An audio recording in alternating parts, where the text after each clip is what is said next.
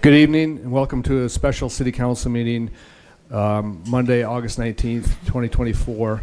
Could we have a roll call, please? Determination of a quorum. Stevens. Here. Maher. Here. Roberts. Here. Stroman. Here. Pettigrew. Here. Seacrest. Here. Seaberdorf. Here. Ham. Here. Evans. Here. Roseman. Here. We have a quorum. Thank you. We'll now stand for the Pledge of Allegiance. Pledge allegiance to the flag of the United States of America and to the republic for which it stands, one nation, under God, indivisible, with liberty and justice for all.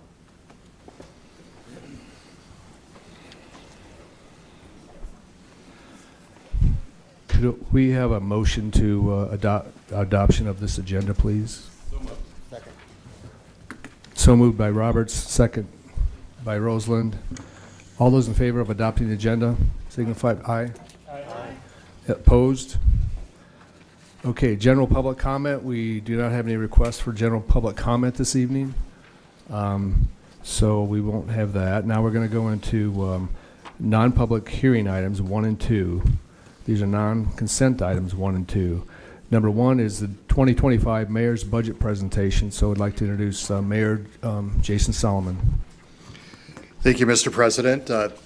Thank you to the City Council. Thank you to the citizens of Rapid City for coming out tonight and supporting this presentation. And tonight what we're going to do is we're just going to lay out kind of what 2025 is going to look like. You've been presented with a budget book that has a lot more detailed information. That proposed budget book will be included on the website here soon for the public to view. And just as a reminder, this is a proposal, a recommendation to the City Council on behalf of me. So I will begin with a thank you before I forget. A big thank you once again to all of those who made this budget proposal possible, the city staff for all their hard work and dedication, the directors for really dialing in my direction to try to level out the budget this year, especially in the general fund. Also, a big thank you to the City Council. I asked you for your feedback, things you'd like to see in the budget, much of which is reflected in here. I appreciate your feedback, as well as the people of Rapid City. After all, this is their budget, and we're grateful for them. And with that, I think you all would agree that Rapid City is a remarkable place. We are living in extraordinary times in an extraordinary place, and I wanted to share a little bit of some of the rankings that we've had the luxury of having. You're going to, by the way, this is my letter to the council. That's pretty much my budget address. And I don't know if it's fuzzy or it's just my eyes, but I'm going to go over here to some of the rankings. And this is pretty amazing. This last year, Rapid City was named in the top 100 best places to live in the United States. That's a great distinction when you think about how many cities there are in the United States. Another thing to draw out is we know that we are identified as the fastest growing community in the Midwest. We feel it every single day. We also know there have been a couple of organizations, Wallet Hub and Milken Institute, that have noted that we're one of the best run cities in the United States. And these are outside organizations taking a look at our community. I think it's important just to say that what we're doing here is remarkable, and that's a credit to the people who work here, the people we serve, and those of us who are representing us on the City Council. So I want to say thank you for all your hard work and dedication for making that possible. It is truly an extraordinary time.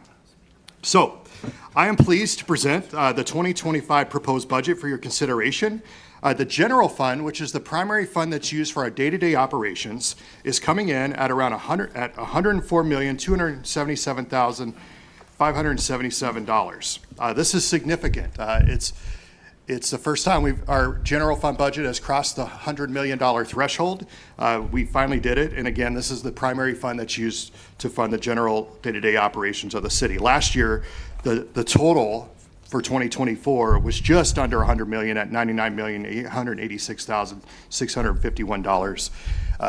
that's what we anticipate by the end of this year. In addition, there are multiple enterprise funds, such as the Rapid City Regional Airport, the Monument, and various municipal utilities and services that generally operate as their own business units. And you will find more information about each of the enterprise funds in the budget book. We'll highlight some of those as we go through this, but please note there are significant increases in 2 of the enterprise funds that greatly impact the overall budget, and that is generational investments in the wastewater and airport budgets. These are expansion projects that we have. They've already been approved, they're underway, but they are allocated in this year's budget. And you'll notice that it stands out significantly. Just as a reminder to you and the public, the revenues for the general fund are largely driven by sales tax. As a refresher, 2 cents of every dollar that taxpayers spend in city limits goes to the city of Rapid City. 1 cent of every dollar is designated to the general fund. The other cent is split between the Capital Improvement Plan, or CIP fund, and the Vision Fund. The CIP fund receives 58% of the second penny to pay for things like infrastructure, equipment, and facilities. The Vision Fund, also known as the Economic Development and Civic Improvements Fund, receives 42% of the second penny. A significant portion of that goes to pay for the Summit Arena. I continue, of course, to advocate that we focus the Vision Funds to prioritize public projects that enhance our community. Now, the vision that we have for Rapid City is that we are where kids thrive and families flourish. And I talk about this a lot, and it might seem silly to some people, but I often say this: if we grow to be 1 million people strong in Rapid City, but kids aren't thriving here, we're not actually winning, we're losing. But the idea is that we leave this place to the next generation even better than we found it. And so that's my whole goal for the Rapid City. That's the lens through which I view everything that we do. I look at it, will it, in the end, this help kids thrive and families flourish? And while there's much work to do there, I think it's important because that's what it's all about at the end of the day. Everything else is really about the next generation. And so we want to make sure that we build a community that supports them and loves them, and of course supports families who are there to raise children and love them to become active members of our community. So as we look ahead to the next year, there are 4 major focuses I'd like to draw our attention to. 1 is a safer community, 2, a stronger economy, 3, healthy growth, and 4, high-performing city government. So this is the kind of the categories that we're going to walk through today. First, I want to talk about a safer community. This budget proposal is evidence that we strongly support public safety, both our police and our outstanding fire department. Both of them are incredible, and we have funded them well to make sure that they can protect and serve the citizens of Rapid City. Like many law enforcement agencies, our police department faced a severe staffing shortage not that long ago. We were down about 37 police officers.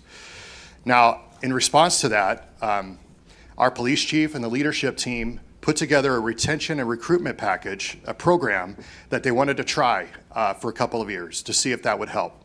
That's due to expire December of 2024. I'm pleased to share with you tonight that I talked to the chief just today. We currently have 8 openings with 4 more actually in the hopper. So we have made significant progress. It takes about 9 to 12 months to train new police officers, but I want to give the City Council kudos for approving that effort and continuing to support it.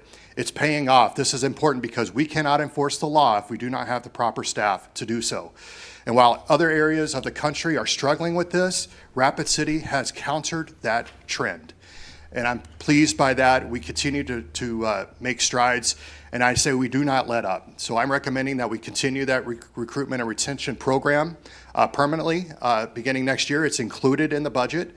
It's worked. We are getting national attention for these efforts. Other folks are calling our police department saying, "What are you doing?" Because we're struggling, and our folks are happy to help because that's an important thing all across the United States. We have to be about law and order, making sure that people are safe, making sure kids are safe so that they can thrive, because obviously if no one's safe, it's hard to thrive here. So that has been a significant thing, and a real big kudos to our police department as well as our representatives on the City Council.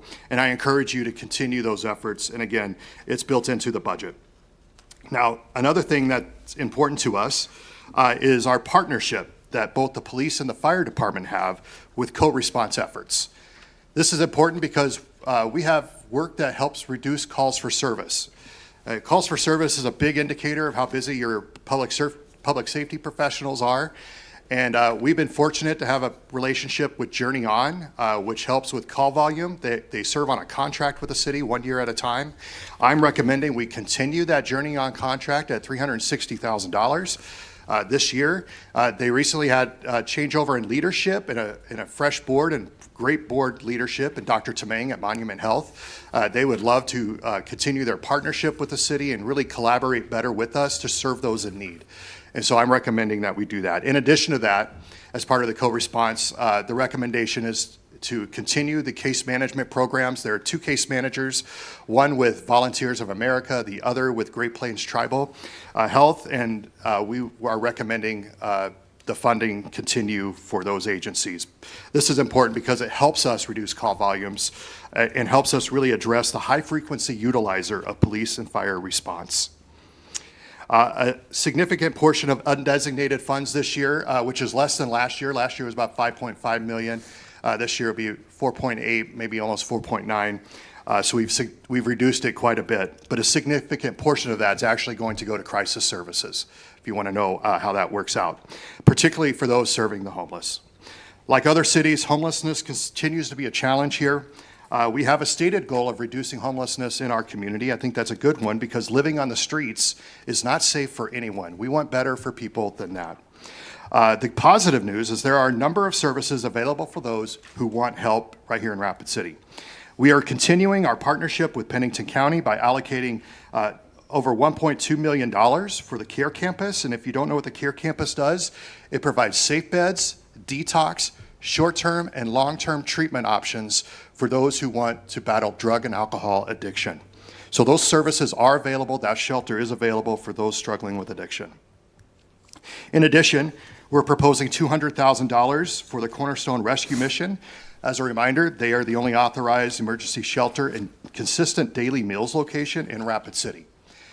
They provide a critical function for our community. I'm recommending that we continue supporting their efforts. In addition, we're recommending $200,000 to Wavy to assist with emergency shelter for victims of domestic violence and assault. And also, drugs and alcohol are really the major issue behind a lot of these things, and there are 3 things we can do to really combat that. That's prevention, treatment, and accountability. All 3 have to be in play in our community. On the prevention side, I'm recommending $60,000 to Lifeways. They provide drug and alcohol prevention efforts within the schools to students while they're young. I think it's important that we not only educate kids that drugs and alcohol do not lead to your flourishing, but actually lead to devastating results. But also, if kids get caught up in that, they need a way out of that. They need to be able to have treatment and options in order to battle their way through so that they can have a healthy and productive life. Because quite frankly, drugs and alcohol are destroying not just our nation, but it's really hurting people right here in our community. I'm concerned about it. I think it's probably our biggest issue. I think it's one of our biggest issues in the United States. I think it's the major issue driving a lot of other issues that we have. And we fund millions and millions of dollars in public safety efforts toward this chronic issue. So for those who want help, help is there. But if you don't want help, that's a different issue. And I'm just here to share that although these services are available, we cannot make it acceptable to allow people to hurt and destroy themselves in Rapid City. We want to be able to provide a pathway out for those who want it. In addition, we are continuing our partnership with the Sheriff's Department to help fund the IGNITE program at $150,000. While we continue to seek accountability for those who break the law, we also recognize that for those in custody, they can use that as an opportunity to forge a new path to become law-abiding citizens in our community. And so what's great about IGNITE is it provides the opportunity for job skills training as well as personal growth and development. You know, that's important. Some people mess up. And if you get busted, and you should be held accountable for your actions, there's consequences for our actions, but while you're there, you have the opportunity to turn your life around so you're not a repeat offender. And the IGNITE program is one way to help with that. So we've agreed to a 2-year program. This is the 2nd year of that. You funded the 1st year this past year. That is really getting off and going now. The sheriff has recently made some exciting announcements about that, and we're going to hopefully see good fruit from that program moving forward. But here's the deal about public safety. and many of you have heard me say this, but I have to talk about it. Our first responders often deal with the symptoms of our social challenges. They're not the cause of it. They often deal with the symptoms of it. Public safety begins in the heart and the home. And it's important that we say that because we will continue to promote healthy and loving families, especially active and engaged fathers. One of the common threads between those who face challenges in our public safety system is a lack of engaged and loving fathers. And doesn't mean that those who are in trouble didn't have good dads. Some of them do. Things do happen, but we see that as a common thread, fatherlessness, and we want to make sure we combat that. That'll be something I'll be talking a lot about this next year. I will also continue to advocate for foster care in the hopes of helping kids who need it most. By the way, I'm going to go through this address, and then I'm going to highlight some things in the book, so just bear with me. Another thing on public safety real quick is we are having a significant funding increase for the Humane Society of the Black Hills to the tune of $625,000, up from $402,000 last year. That's significant, but I'm going to tell you the cost of operating an animal shelter and animal control is going to be much more than that. They've been able to justify that need. I agree, and that's a big part of our public safety efforts is to make sure that we all love our pets, but we also know that there's a lot of situations when it comes to pets, and the Humane Society could use everybody's help, and so the city has a contract with the Humane Society. This is just not a donation. This is a contract for animal control and sheltering services. We're going to continue to support their efforts, and I agree with them on their assessment to increase funding. Now on to a stronger economy. We will continue to cultivate a business-friendly environment in Rapid City. A diverse and robust economy is a rising tide that lifts all boats. It helps promote job growth, better wages, lower taxes, and more opportunities for families. I'm happy to share some good news with you today that Rapid City's weekly wages have increased to over $1,000 a week this past year, for the first time in our history, and at one point surpassing Sioux Falls for average weekly wages. That is a trend in the positive direction. These are numbers that are really good for us. We're seeing that these are better paying jobs in our community. We want to continue those efforts, and grateful for your contributions in that. I believe we can build on this momentum by leaning into our strengths, including leveraging the talent and innovation produced at South Dakota Mines, Black Hills State University, and Western Dakota Tech. We also have tremendous opportunities due to the incoming B-21 mission at Ellsworth Air Force Base. Now, to make the most of these opportunities, we must work together with our community partners to ensure we have a skilled workforce, more housing, and favorable conditions for business growth. We are grateful for the impact the agricultural and tourism industries have on our local economy. As a city dependent upon sales tax, for better or for worse, we celebrate the 3.8 million visitors who help relieve the tax burden for our community. We are uniquely positioned as a Mountain West regional hub with Billings, Montana, Cheyenne, Wyoming, and Fort Collins, Colorado, all closer in proximity than our sister city, Sioux Falls. People don't think about that. They think we're competing with Sioux Falls for these things, but there are a few things we work with Sioux Falls on, but if you draw a circle around Rapid City, you're going to hit those cities before you ever hit Sioux Falls. That's our competition in the region, but while we also sit on an island here in Rapid City. I think it's important for us to lean into that, to recognize that, and to really pay attention to that. Excuse me. Take a little drink. We must continue to strive to be a destination city for the region and attract visitors, tournaments, conventions, and neighbors who live in the surrounding area to our great city. And finally, we will continue to promote more retail in Rapid City. This not only brings additional revenue to our city, but also helps improve the quality of life and affordability of residents as we seek more competition and new shopping experiences in Rapid City. The third focus I want to talk about is healthy growth. Now, the question, of course, isn't whether Rapid City is growing. The question is whether we're growing in a healthy way. This next year will be critical in shaping the manner and direction our city develops.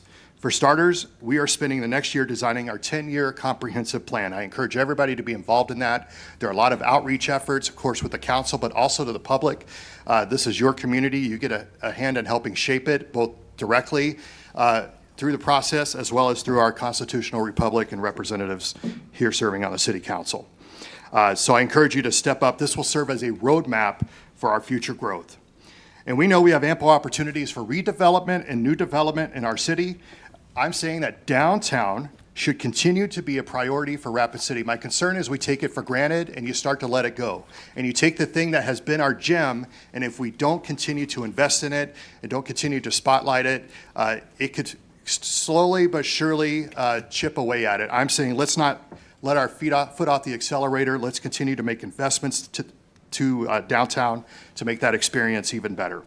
To that end, we've agreed to match funds of $28,000 to assist Main Street Square in some beautification and maintenance efforts, as well as continue the popular Downtown Ambassadors program. We're also pleased that both Visit Rapid City and Elevate Rapid City have committed to promote an even better business environment downtown. I think this is a great opportunity to support small businesses and startups for both of those organizations, and I appreciate them stepping up this next year. I'm excited to see what they do. I have high expectations for their efforts downtown. We will also explore the concept of an innovation district east of 5th Street to the campus of the School of Mines.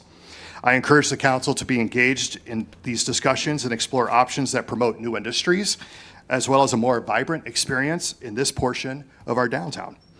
Now, as we grow, we will encourage activities that enrich our communities. We will continue our investment in the Sports Commission. This will be year 2 of 3 to our commitment financially of the Sports Commission. If I recall, Councilor Stroman last year urged us to take that on, and we did. Now, there's going to be opportunities that come out of the findings of the Sports Commission, and I encourage us to not only look at revitalizing existing sports fields and spaces, but also consider adding new ones to the mix. This not only improves our chances of gaining new tournaments, it helps bring improved quality of life for our children and residents who use these spaces.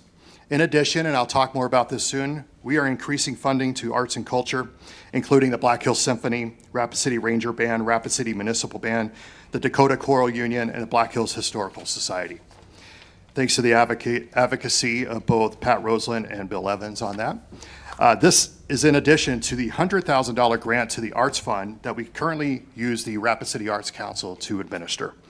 Even more, we continue to see a significant number of programs, events, and services through our outstanding Parks and Recreation Department, Public Library, and the Monument, as well as other cultural centers such as the Doll and the Journey Museum.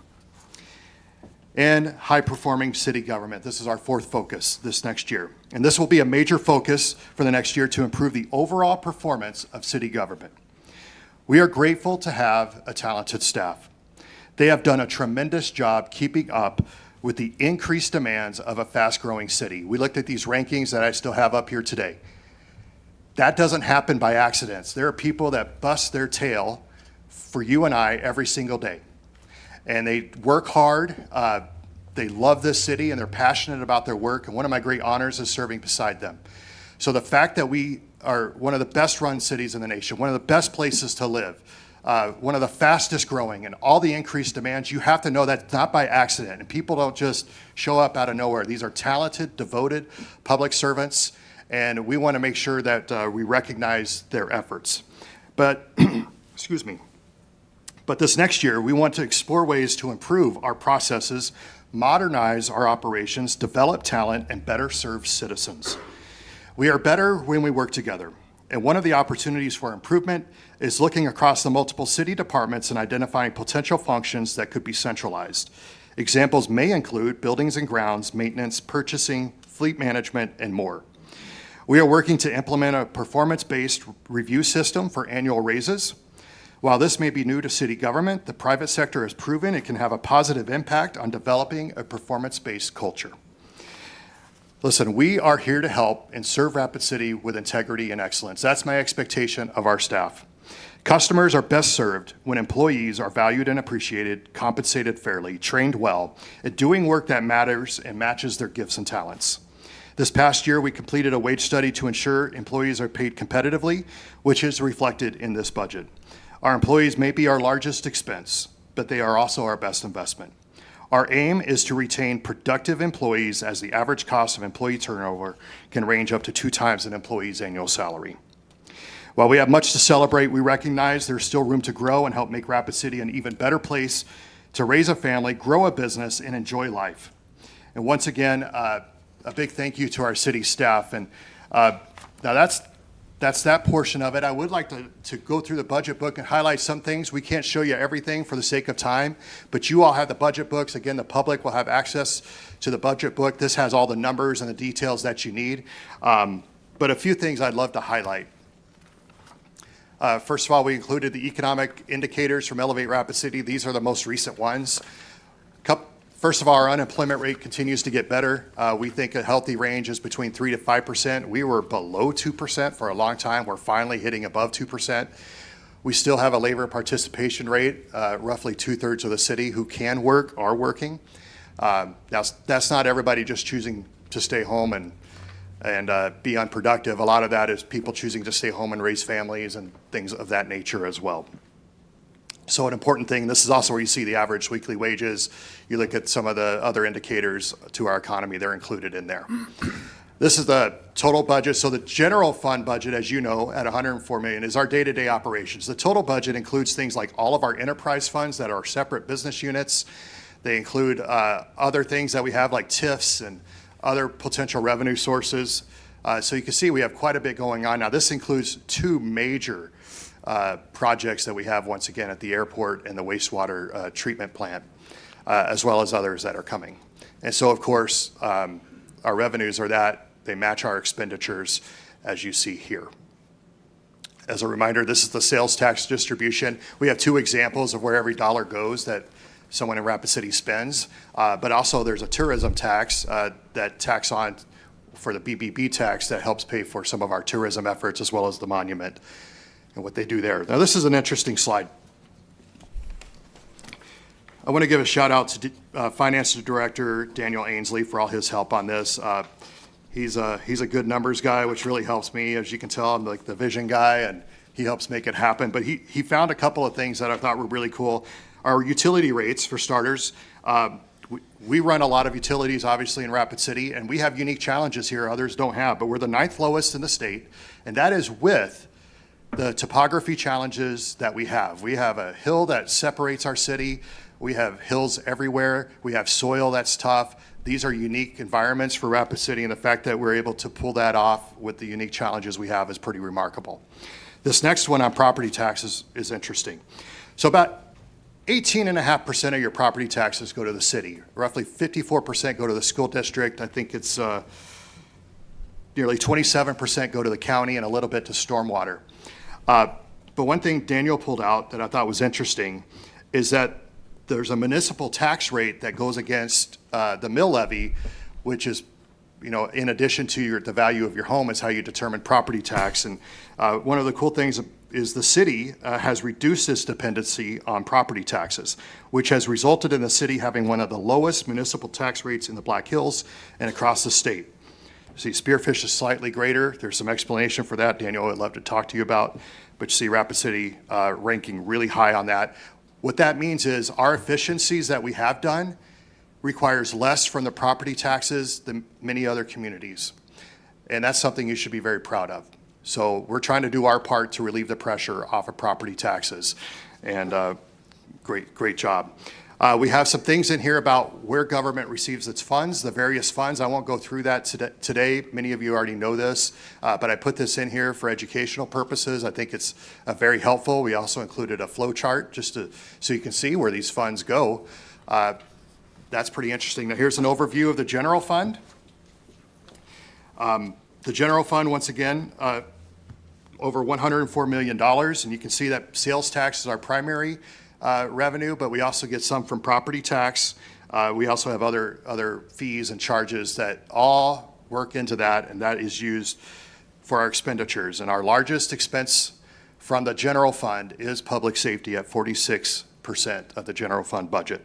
Followed by, we have 8% of Parks and Rec, 17% to Public Works, 3% to public transit, 5% to community development, 9% to administration, must be my salary, I think, that's what that is. 4% to library, 5% to community groups, and others. Now, a few things I want to highlight. We have many department pages. We can't go through all of them for the sake of time, but obviously all that information's there. Some things we're going to focus on in my office this next year is we're going to, of course, work on improving overall operational effectiveness and efficiency in city government. I have placed in Mayor's Office budget under professional services an increase for $500,000. That is an earmark for centralization efforts, meaning there's some things I'd like to do. I can't tell you which department that's going to fall under, so I decided to place an allocation under my department. That way, if we fund some efforts, whether it's software or personnel or resources, that it will come from that for your consideration. So that's where that 500, when you see that big jump in professional services there, that's what that's for, because we still have work to do, and I'm not going to provide you with incomplete information on that effort, but I want to make sure we have funds to make those efforts happen, because I think it's a great investment for Rapid City. I will also continue to advocate for Rapid City at the local, state, and national level. I will actively engage in economic development efforts in Rapid City. I love talking to people who want to bring business to Rapid City. I love talking to people who want to grow their business in Rapid City. I will continue to promote strong families, and I will also have a fatherhood as well as a foster care initiative this next year. And we will work to enhance communication efforts to better serve citizens and tell our story, because if nobody tells the story of Rapid City, who will? But the fact is, every time we have a meeting, you tell the story of Rapid City, of what we're about. The media have the opportunity to tell that story. And unfortunately, it seems like only the bad news gets out, but I'm going to tell you there's a lot of great things going on.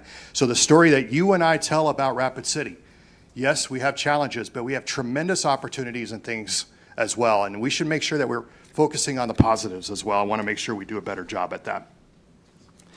The City Council, your budget's pretty much the same. I was asked a question about why your personnel expenses went down earlier.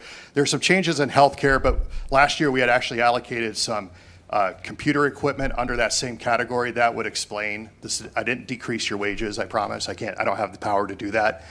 I would recommend that you get an annual increase based on the COLA. I think that's only fair and something we could consider down the road. I did not include it in here because that's a deeper discussion. Also, while we're on the City Council page, Youth City Council, we've been funding them at $15,000 a year or so with a match from the county at the same amount.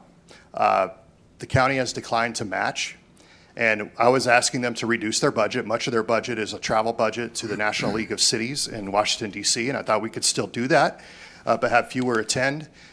But with the county not matching those funds, I evaluated the program. I think it's a good program. I think it still invests in the next generation. So instead of cutting their budget, I increased our portion to $20,000 as a recommendation to you to fund their efforts. And they were very appreciative. That's what they were going to go at it with $20,000, $10,000 from the city, $10,000 from the county. Again, the county declined this year, and I made the decision to go ahead and fund them at that level. They are learning to operate with less, so they're still operating less than what they're used to, but they're getting more from the city than they ever have before, at least if you pass this budget. Also, I added more funding to your council contingency line item at $200,000. The reason I did this, for starters, we've had $100,000 for many, many years. Things are a lot more expensive than they used to be. This gives you flexibility that when you see a need throughout the year, you can address it. One of you, actually a couple of you, have talked to me about beautification efforts, for example. This could potentially be some items that we can use for those efforts if we so choose, but I put it there as a discussion item amongst the whole council. We'll continue, of course, with our Parks and Rec and Public Works to try to work with DOT for beautification efforts at our entrances of our city, but those kinds of items that still need council deliberation, I put that in there. So if you want to remove it, you can, but I think it's appropriate that the contingency remain in there. Now there you are, there's all your smiling faces, you City Council. Just skip the city attorneys, they're pretty basic budget for them. We pay for personnel and a little bit of equipment and training, but they do great work for us. We do appreciate them. Community development. First of all, we have really cool stats at the bottom of the budget book. So like code enforcement this last year has opened over 1,000 cases. And I mean, we're being very proactive on code enforcement this year. People are taking notice. Good job to them. We have $1.26 million in grants in street railroad crossing safety. We monitor over 2,500 parking spaces downtown. And that's just the beginning of it. Obviously, the big part of their work right now is the comprehensive plan, as well as managing our metropolitan planning organization. That's our regional growth. And I heard your feedback this last year. Many of you, I would call you each out by name, but so many of you talked to me about this, I can't do that. But one thing we haven't been able to do is have e-submittals for plans through our community development department. We always required printed copies. You all came at me and said, hey, we need to change that. I agree. So does community development. So we have $600,000 allocated in this budget for that, based on your feedback. So well done. You've been heard loud and clear, and of course, Vicki is doing a happy dance over there. As she's able to better serve our citizens. This is part of modernizing operations, is looking at ways that we can help folks out. Our finance department does a tremendous job. They were, by the way, instrumental with this budget book. Shout out to you all. You did a great job. Of course, they count all the dollars and cents, and they keep everything on track. We appreciate them so much. But they're doing some pretty cool stuff. Within the finance department, we have the grants division, which has been an extraordinary investment. And this figure is really important. For every $1 invested in the grants division, $24 in grants have been awarded. And that's 24 times return on investment. So for those of you who helped get this started, both this council and previous members of the council, I would say kudos. You were correct. It was the right call, and well done. We have more than 500 volunteers on our RSVP program. They contribute 10,000 hours of community service. Community Development Block Grant, look at that, 3,164 beneficiaries in 2023. They do really great stuff, and Daniel continues to do a great job overseeing that department. We also have Tracy, and I'm going to go miss everybody if I keep going down the list, but we have a tremendous team within the finance department. The fire department. Who loves the fire department? Everybody loves a fireman, right? Because they get to do all the cool stuff, but they do the hard work. In fact, their peak time, it's in this budget book, is around 5 o'clock in August. That's one of the busiest times of the whole year. So right now, they're in their busy time. And we want to make sure that we continue to support the fire department. We're excited for Station 1 to be fully renovated and finished this next year and have that ribbon cutting. I think that'll be tremendous. They continue to look at other locations to make sure that we have stations in the right spots to make sure that we're serving and protecting those who need their help. We want to make sure that we're investing in them and their health and well-being. So they have a wellness effort this year. We want to make sure that we update their equipment to make sure they're getting the proper rest and exercise that they need. We want to retain the good ones, like we've talked about all along, and help reduce the risk in our community. Some quick stats for you. 2023 calls for service, 21,388, with 99.7% of properties' contents saved. That's tremendous. They have an incident every 25 minutes here in Rapid City, and they did a good job really managing their budget this year. Jason and his team, real proud of them. Keep up the good work, fire department. There's some of the data there. Our HR team, they continue to make sure that we are recruiting the right people and helping to build a culture that's positive in our community. They do so much. You can only imagine we have multiple unions to deal with, and we've had negotiations throughout the year. They've been instrumental in that. They've improved culture training and programming. Looks like we even have an increased participation in those efforts by 20%. I expect to see more results this next year. But they have really held the line in their budget. In fact, they came in less than last year's budget.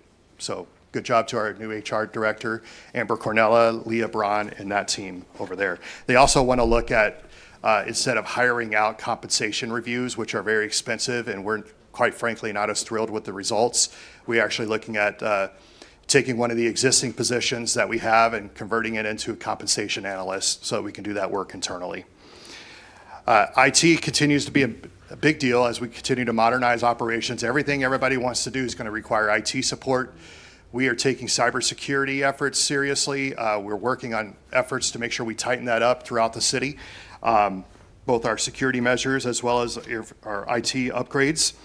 Interesting stats is that IT securely stores and maintains over 25 terabyte of data for Rapid City.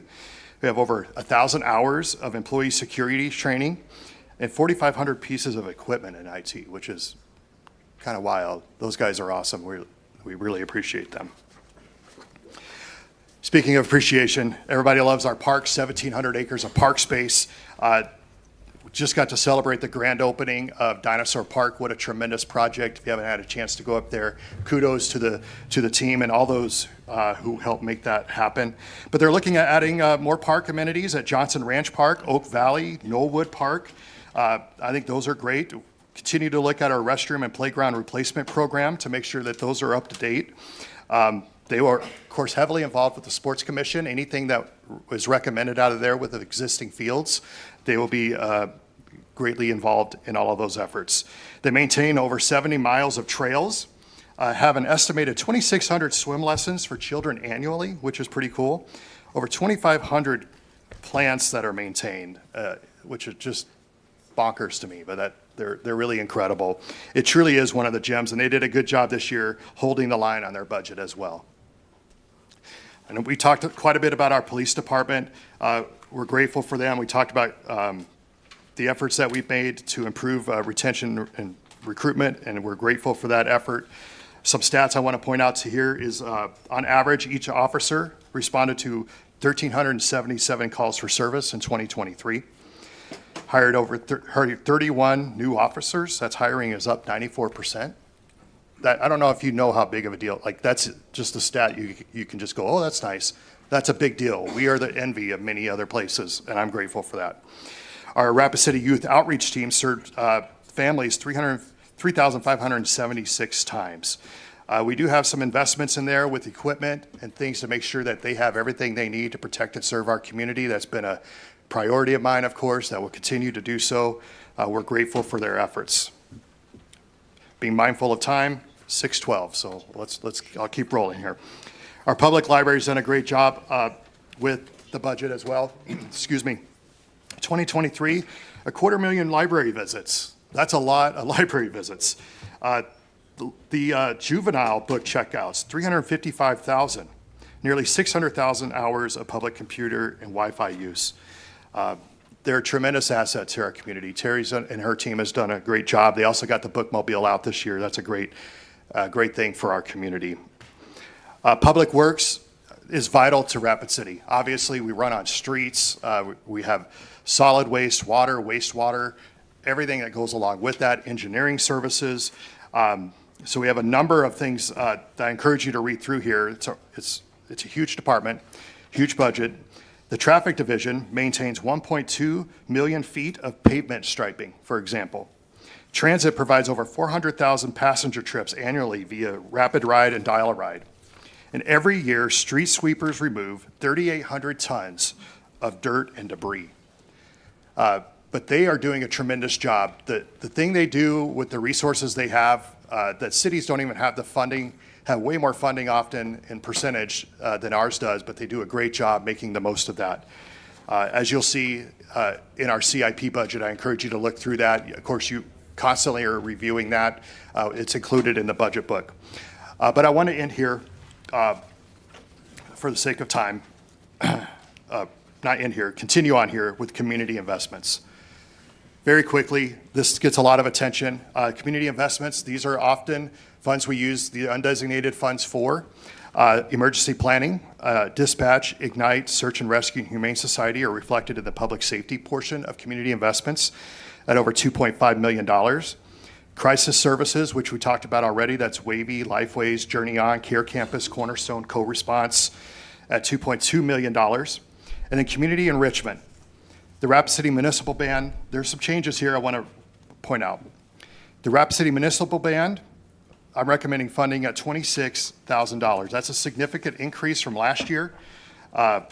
They were at, let's see, the municipal band was at $11,000 last year from the city portion, so they had to go to the Arts Council to get the other funding.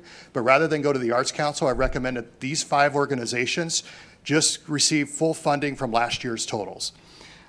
That will leave more money in the arts fund for other organizations, but also eliminates them having to go and request these funds. So the municipal band at $26,000, the Ranger Band at $10,500, the Choral Society at $14,000, Symphony Society at $26,500, and the Historical Society at $9,000. We're also recommending $40,000 for the Performing Arts Center, as well as we have funding for the Black Hills Council of Local Governments at $40,175. Canyon Lake Senior Citizen Center at $17,750, and Menaloosahan Senior Center at $20,000. Another $25,000 to the Sports Commission. Early Childhood Connections at $50,000. The downtown bid, this is that matching funds I mentioned to you earlier, is at $28,000.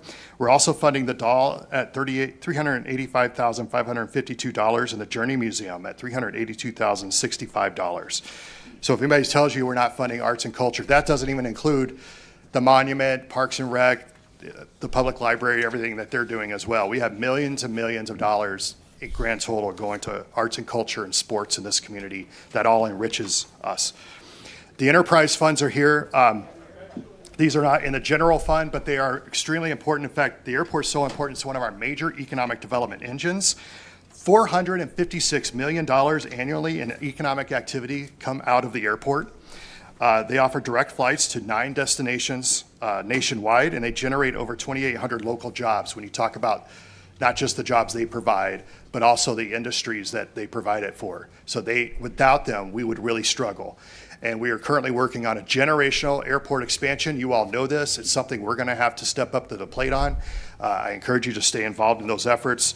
Patrick and his team have tightened that budget because they need every dollar they can for the capital improvements that are out there. We get some federal and state efforts, and as well as local efforts. The ambulance service is an enterprise fund. Unfortunately, a lot of charge-offs, but they do a great job making sure that that runs as efficiently as possible.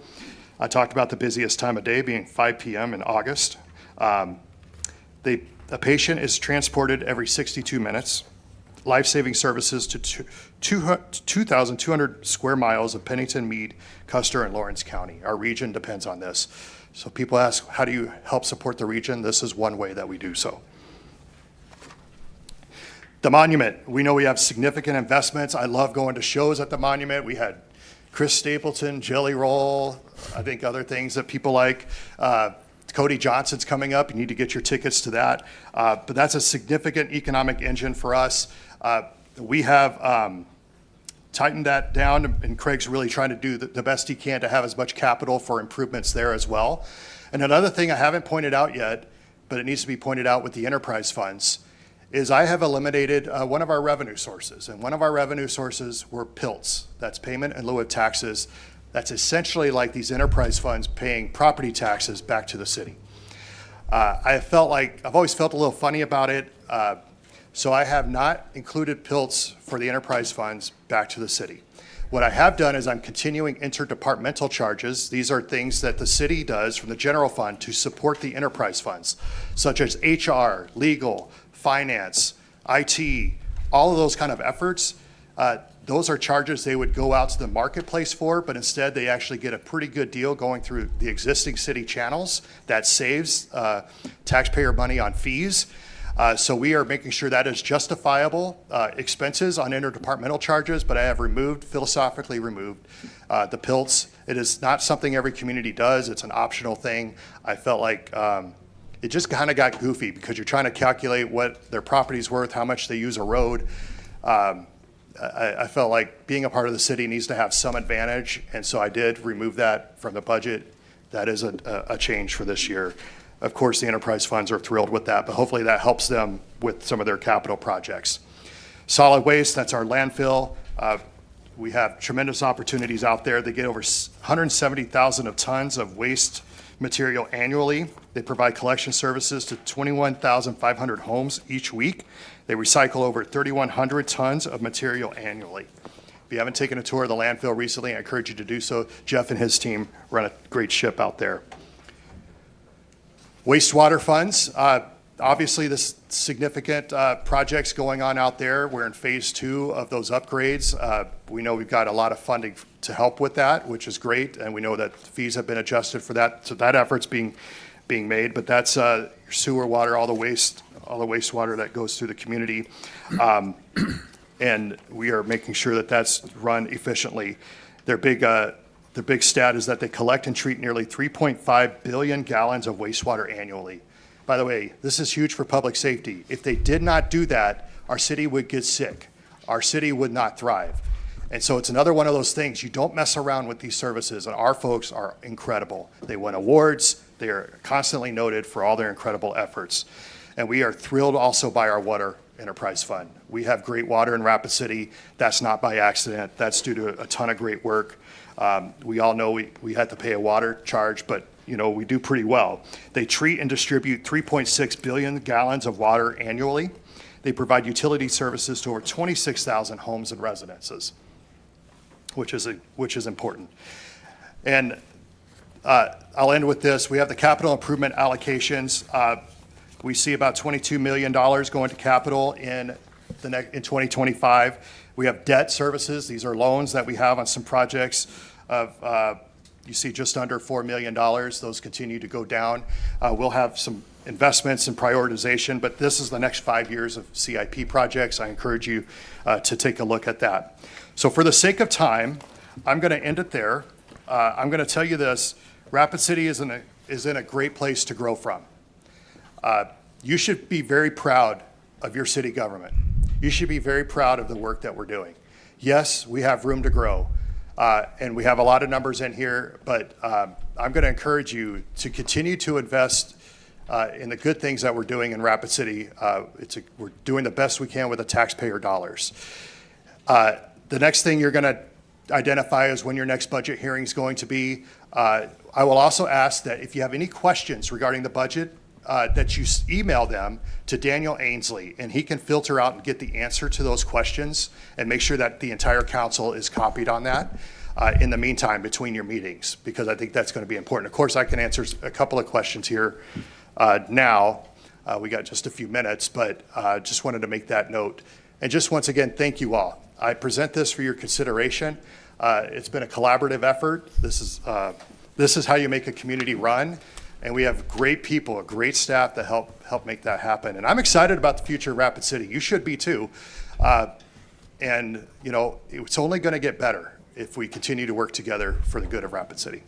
So thank you. Okay, thank you, Mayor. We do have a couple minutes if anybody on the council has a question tonight. If not, I'm going to recommend that we have a special city council meeting on Monday night, August 26th at 6:30 p.m. That will also serve as a public hearing. So members of the council have the next week to dig into the budget, come up with questions for Daniel. And then also this gives the public a chance to get, as the mayor mentioned, this budget is posted on the city's website.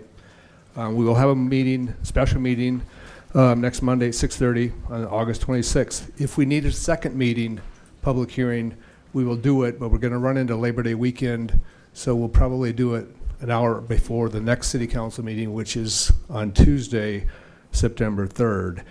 And again, we were going to try to do a second meeting next week, but we kind of run into the Labor Day weekend later next week. So with that, again, if there's no further discussion tonight, I will ask for a motion to adjourn tonight's meeting.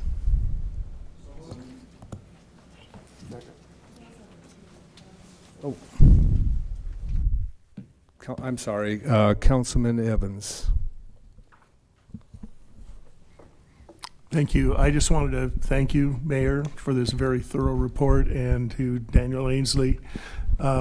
It's miles beyond what we've ever gotten before to study, and I really, really appreciate the fact that it's laid out in a way that's easy to follow. And we also received the itemized spreadsheet last week, which means we can go through and look at things, and I really appreciated it. This is a dramatic improvement over what we've had in the past, so thank you. Okay, with that, I'll look for a motion to adjourn. A motion by Lehman, second by, is that Jesse? Yeah, second by Councilor Ham to adjourn. So we are adjourned. The regular city council meeting will begin in about 5 minutes.